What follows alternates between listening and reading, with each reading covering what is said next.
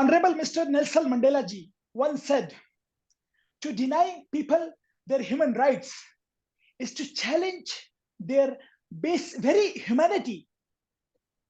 And that's why we have in our virtual studio today our respectable and honorable human rights champion, respected Shri Arif Aajakia ji with us. Good morning, good afternoon, good evening. This is your host, Dr. Sumant Mishra, and welcoming you all in our show, Aapka Dr. Bhaiya and Positive India show.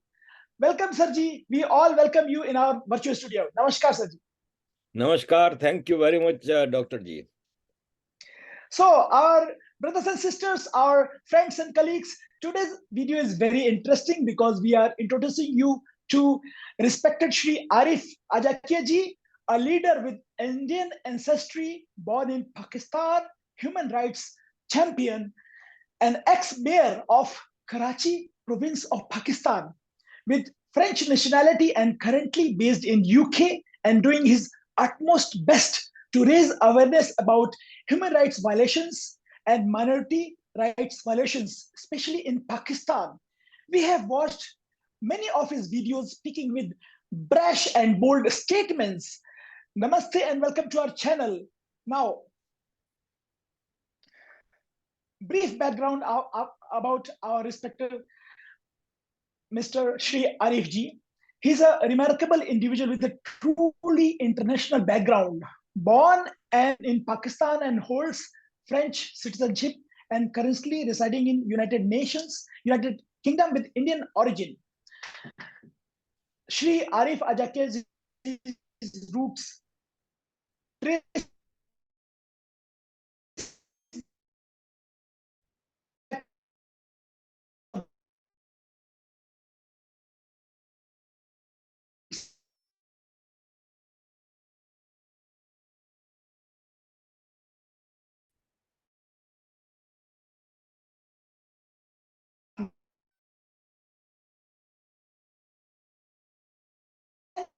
that Babiji recording. Coming to the questions, as a human rights champion, what inspired you to work in this field and what are your main objectives? Over to you, sir. Thank you very much, Joseph. Well, I was living in Belgium in early 90s, and I was working in a restaurant and trying to build up my life. Basically born in Karachi, but my parents migrated from India to Pakistan, so we were called Muhajirs in Pakistan. So early 90s, I was contacted by Mr. Altaf Hussain from London. He is the leader of Muhajir's political party, MQM. And he contacted me and he wanted to meet me. When I went to London to meet him from Belgium, I was living in Belgium. He told me that, look, everyone lives their life, but we should do some noble work also. And Muhajirs in Pakistan are facing gross human rights violations. We are facing a genocide. There is a military operation going on in Karachi, Hyderabad, and urban centers of Sindh. And people are not even allowed to speak about it. So people like you and me who are living in abroad, we should raise the voice. So kindly join me, and I will make sure that you can attend United Nations human rights sessions in Geneva and try to lobby on international platforms that what's happening to Muhajirs and how Pakistan army is butchering people. So that's why I started working as a human rights activist. I went to Geneva in 1994 to attend United Nations Human Rights Council session. And since then, I am a regular participant since last 29 years of United Nations Human Rights Council sessions in Geneva. I worked extensively in European Parliament, meeting with different MPs from UK, French parliamentarians, media houses, and the only objective was that when people are suffering, my people, because after all, I was born there, I grew up there, and my people are suffering. At least what I can do for them is to raise voice. And that's my human rights journey started. And even today, I may be working more on social media, but still I'm sending my emails to more than 1,000 people's mailing list I have. I send regular reports on human rights violations in Pakistan. Now, since many years, I'm not working only for Muhajirs, but I'm working on different issues of Pakistan, like Balochistan issue, Sindhu Desh issue, Pakhtuns issue, religious minorities issue, and I've also made an organization with some likely-minded people called Asian Human Rights Organization, where we target human rights violations in Asia, like Hindus in Bangladesh, like Uyghurs in China, and so on. So I feel that a human rights activist is beyond every kind of boundaries. Excellent. Human rights are always without borders, and Yeah. anyone and everyone should speak and work for the betterment of humanity. Excellent. Really inspiring words. Like we have medicine sans frontier, doctors without border. In the same way, you're talking about human rights sans frontier, without border. So it's really inspiring. Our viewers must be inspired by your this statement. So now going on to further queries, if you are working globally with your international background, having traveled throughout the world, as you said, Belgium, and we have other countries as well, Netherlands, I think some Middle East countries as well. So, what are the challenges, strength, weaknesses, opportunity, threats, SWOT analysis you found while dealing with human rights issues globally? Well, the biggest threat is the biggest terrorist organization of the world, Pakistan Army, because Pakistan Army does not like that anyone exposes them, anyone exposes their brutalities. Right from the beginning, in 90s, when I was going to United Nations, Pakistan used to send their delegation headed by ministers. And I remember that in 1995, a minister of law of Pakistan, federal minister of law, was head of their delegation. And in cafeterias of United Nations, he many times had discussions with me and offering me many things, that if I will change the boards, then I will join them, to glorify Pakistan as a human rights champion and all these things. I will receive this amount and these facilities and respect and honor in Pakistan. Otherwise, I will be considered a traitor, a Pakistan enemy, and raw agent. And they always got a clear response from me. And in 1996, the very same minister, Mr. Iqbal Haider, he was law minister of Pakistan. When he went back from Geneva to Pakistan in 1996, the headline of Dawn newspaper was that Arif is a true raw agent. So this kind of maligning, my family got pressures there.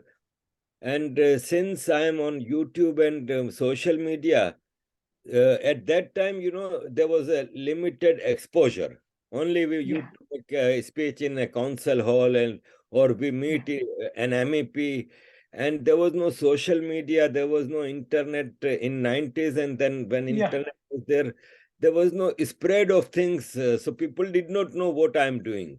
But since this social media, now even a small thing and we put on social media and millions of people can see it. So now they are afraid. So 2016, I was living in London. Uh, Someone called me and said that they want to meet me on a public place if I am afraid. So they met me in central London in a cafeteria. And he said that I am from Islamabad. I belong to ISI. And he started again that आप अच्छा नहीं कर रहे, आपको शर्म आनी चाहिए, अपने ही मुल्क के खिलाफ काम कर रहे हैं, से things like that. And I told him clearly, I said, आप अच्छा कर रहे हैं, आप जो हमारे लोगों को मार रहे हैं, जो पाकिस्तानियों को मार रहे हैं, तो आप बहुत अच्छा काम कर रहे हैं, खाली मैं ही गलत काम कर रहा हूँ जो मैं आपको नंगा कर रहा हूँ. इस तरह, so like this we kept discussing, and then they knew that I am not ready to change again. At that time I was jobless also, and I was in a very financial crisis, and they offered me 100,000 pound sterling right Wow. away, and then monthly package and this thing. And at that time, I was in a very much financial crisis, but still I said that I was more than 50 at that time, 52, 53 years old. I said most of my life I have spent and fighting against them. And now at the last moment, why should I surrender? Just for petty benefits. So I again refused, and uh, I remember separately. He told me we were on a traffic signal waiting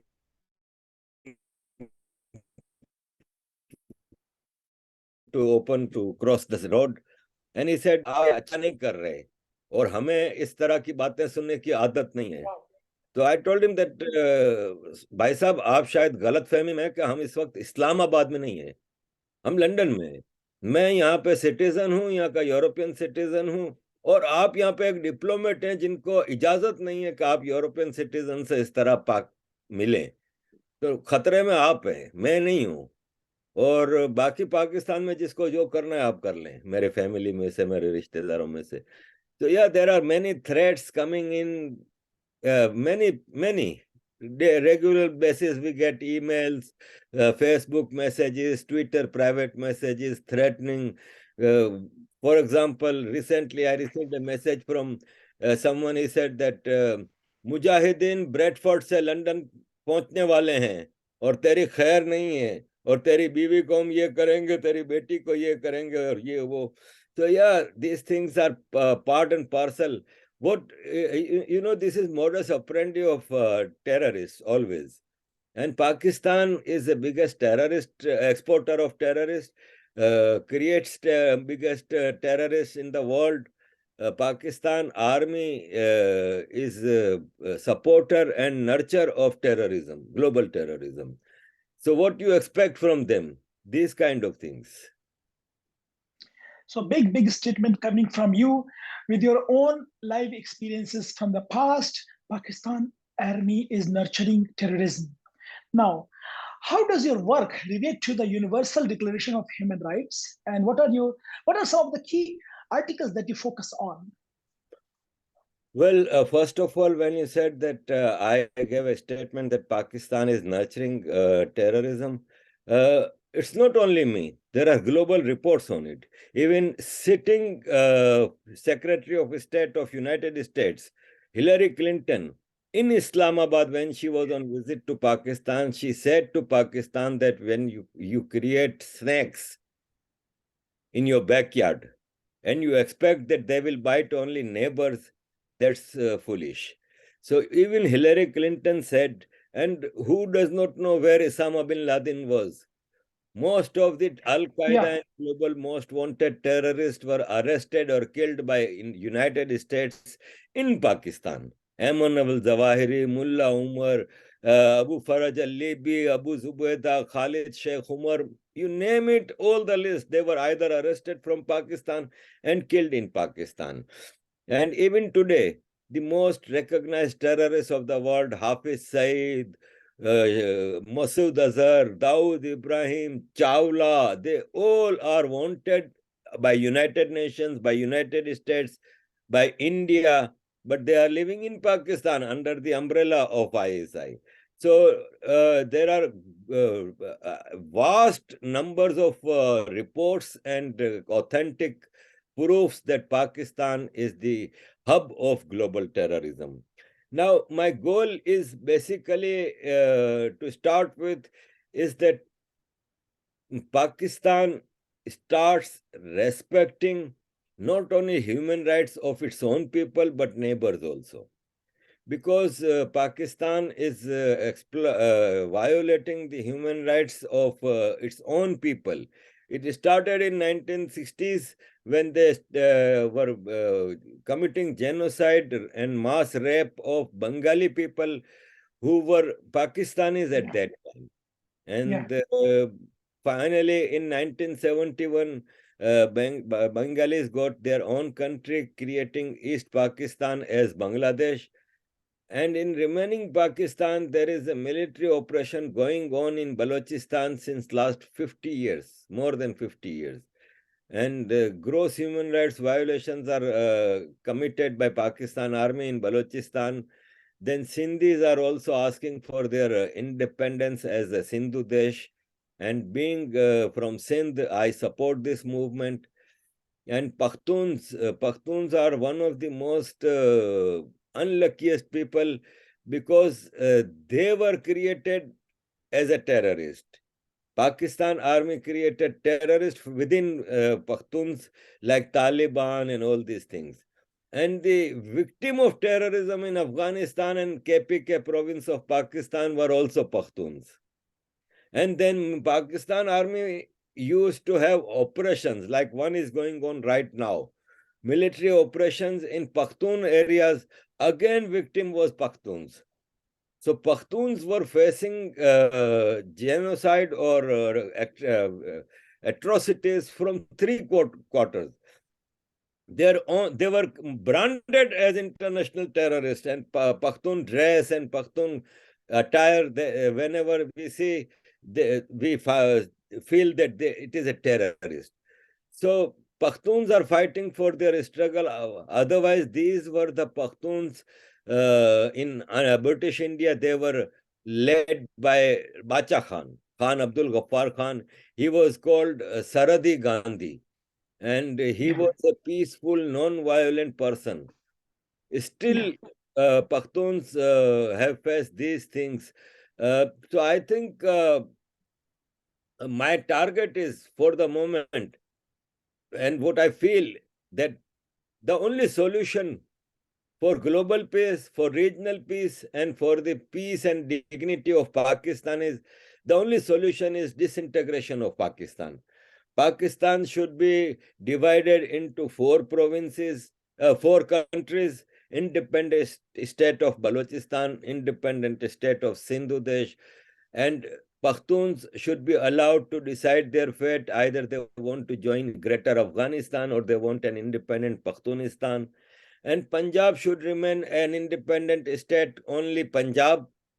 POK, Gilgit Baltistan, no question, they are Indians and they are Indian territories occupied by Pakistan, so they should be returned to their mainfold, their motherland, India. And Punjab army is doing all this global terrorism, local terrorism on the money of Sindh and Balochistan, because Sindh and Balochistan are the rich provinces of Pakistan with rich resources. And Punjab army comes from Punjab. So Punjab army is using our resources to wage their terrorism globally. So if Punjab will become independent without Sindh and Balochistan, they even don't have floor to feed their own people.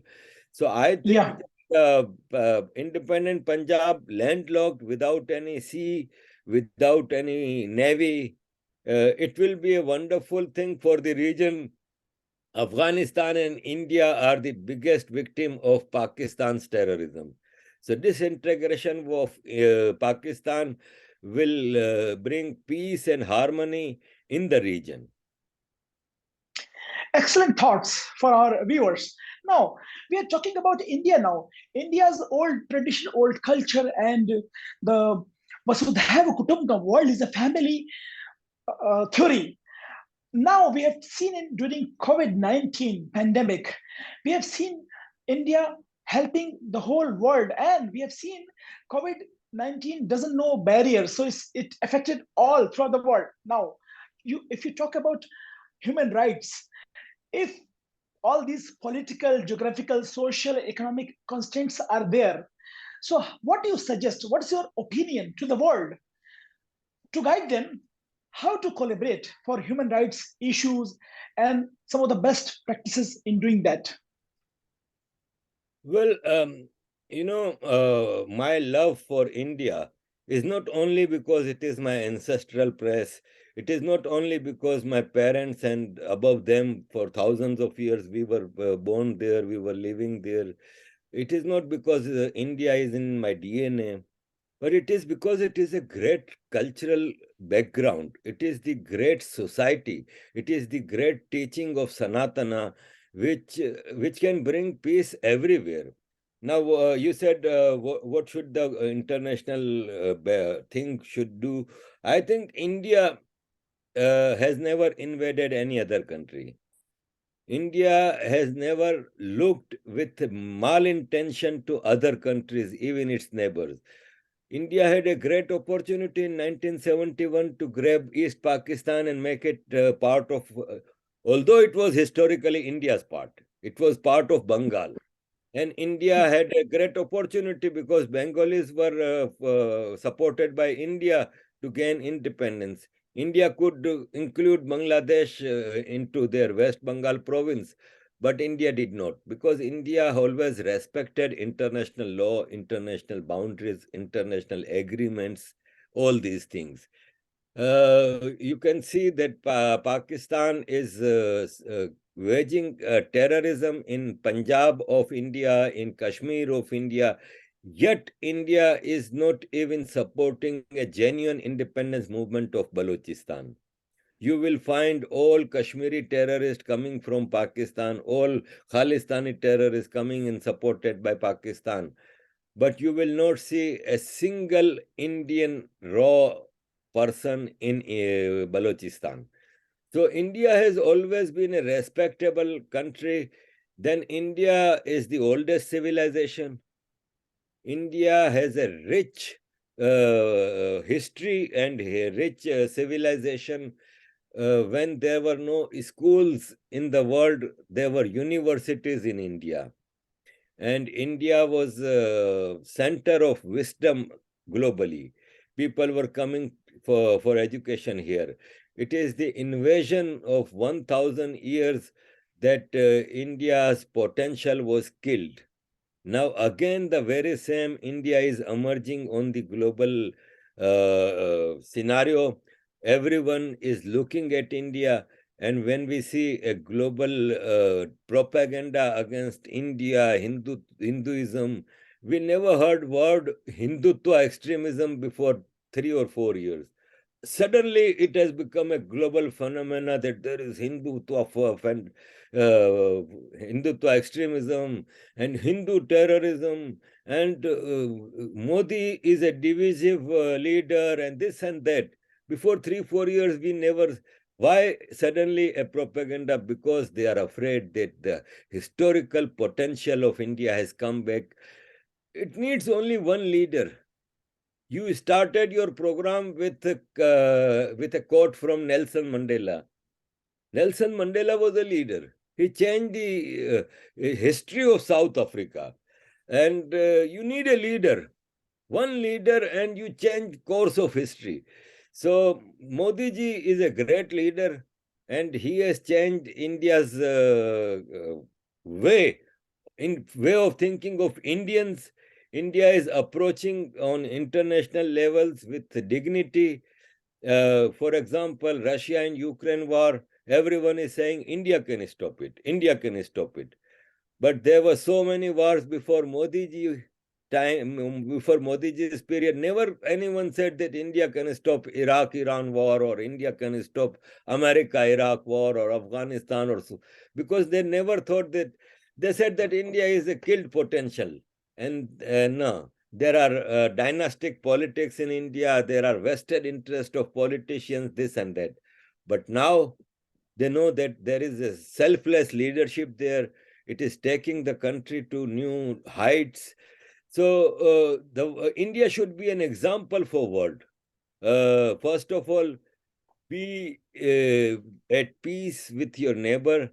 Don't indulge in other countries' affairs like America like China.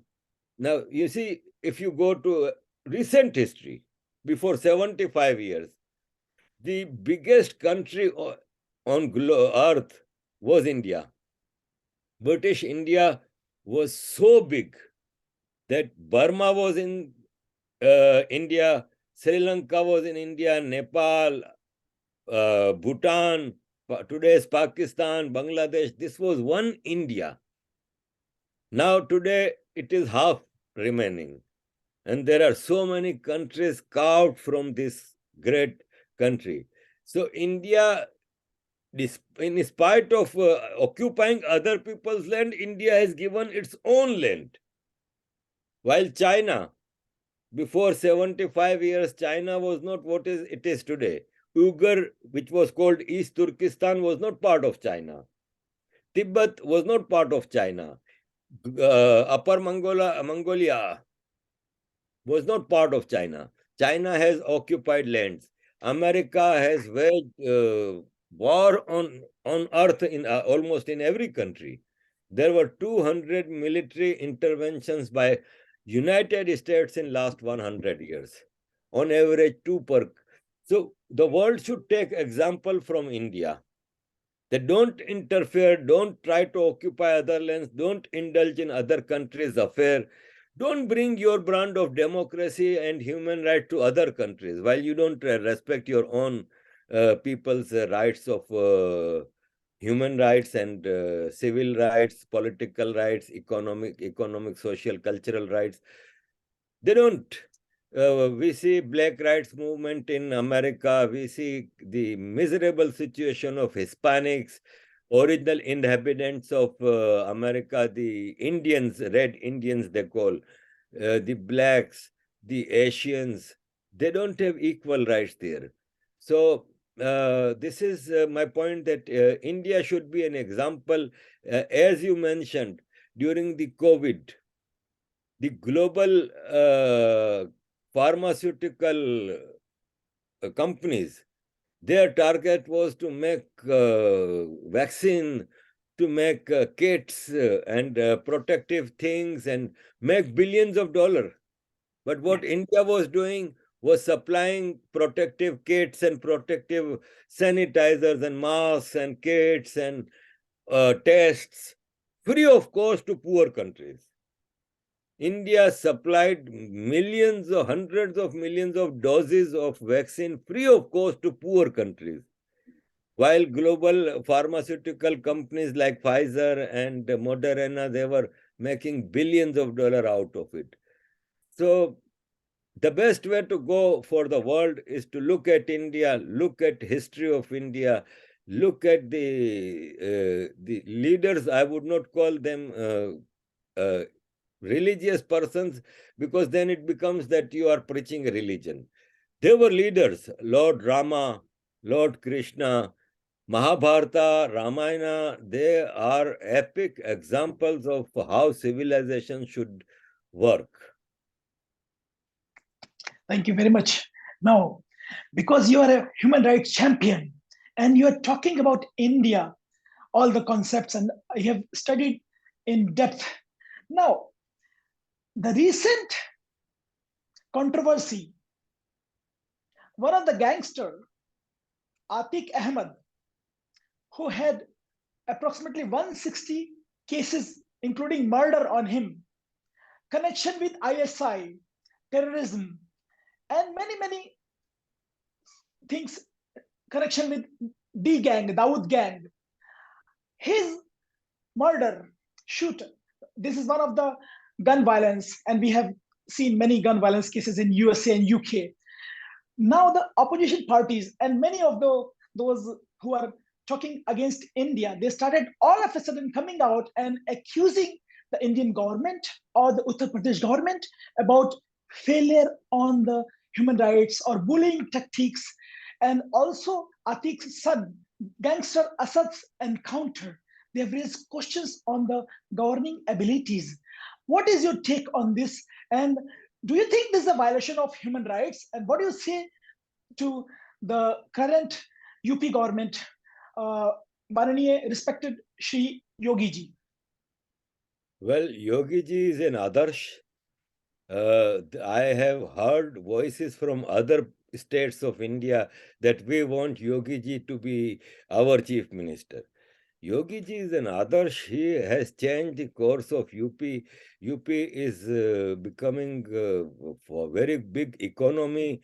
The peace is there. Muslim Hindus living in harmony there. We see whenever there is a Hindu festival, there are stone pelting in Gujarat, in Bengal, in Bihar, but you will not see a single event in UP which is disturbed by any kind of things. Now, coming to Atiq Ahmed, a few decades back, Atiq Ahmed's father was a poor man. He could not even serve 3 meals to his children. My question is that Atiq Ahmed is not Mark Zuckerberg. He did not invent Facebook or Apple or anything. How did he go get 11,000 crore rupees property? He never did a business. He never worked. He was an uneducated person. So how did he become so rich? I agree that this was a failure of UP police, because after all, he was in protection of UP police, and they should have avoided this if they had a strict control or a strict plan for his security.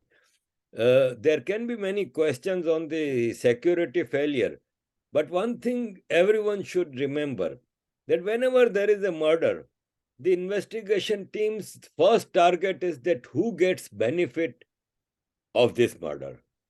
Now, a man who has admitted everything, that ISI is in my connection, I am receiving weapons from ISI by drone on the border of Punjab, and he has exposed many things. His son was extrajudicially killed in encounter. But again, encounter happens because when a criminal is surrounded by our security forces and he is asked to throw weapons and keeps firing on security forces will not throw flowers on him. They will reply with fire. And there are 83,000 criminals arrested by Yogi government. And 100 and some, I think 50 or 60 are killed in encounters. So you cannot say that it is very big number, because 83 are alive, arrested. So his son was killed. He had exposed everything. So his death was creating a negative situation for Yogi ji. His life was not negative, because the more time he would have been alive, he would have exposed all his sleeper cells, Sure. his connections, that who are the perpetrators of violence in India, like Delhi's Tukra Tukra gang, and many bigger names would have exposed if he was alive. So his death is not beneficial for Yogi Sarkar or India or BJP Sarkar. His death is in fact a loss of Yogi Sarkar.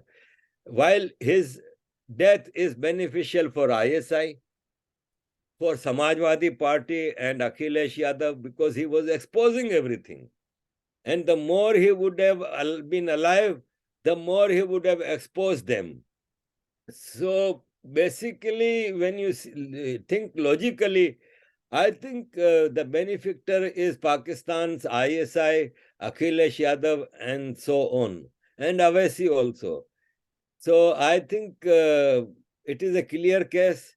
And the biggest thing, I was so appreciative that immediately after his death, Yogi ji announced a judicial commission to make inquiry. He did not announce a bureaucratic commission led by Babus of UP who were under UP government, under Yogi ji. He immediately said judicial commission, because judiciary is independent and they will make an independent report. So I think that UP government is at loss because of Atiq's death, Atik's murder, and Akhilesh and ISI can sleep well now. So thank you very much. Now, another question about our Muslim brothers and sisters in India.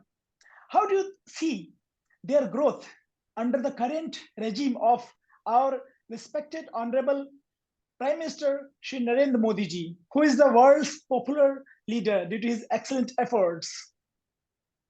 Well, first of all, एक minute, नहीं, समय खत्म Yes. होने वाला है, दूसरी link से आते हैं, उसमें आप आंसर दीजिए प्लीज. चलो ठीक. Sorry, sir. Yeah. Okay, ma'am.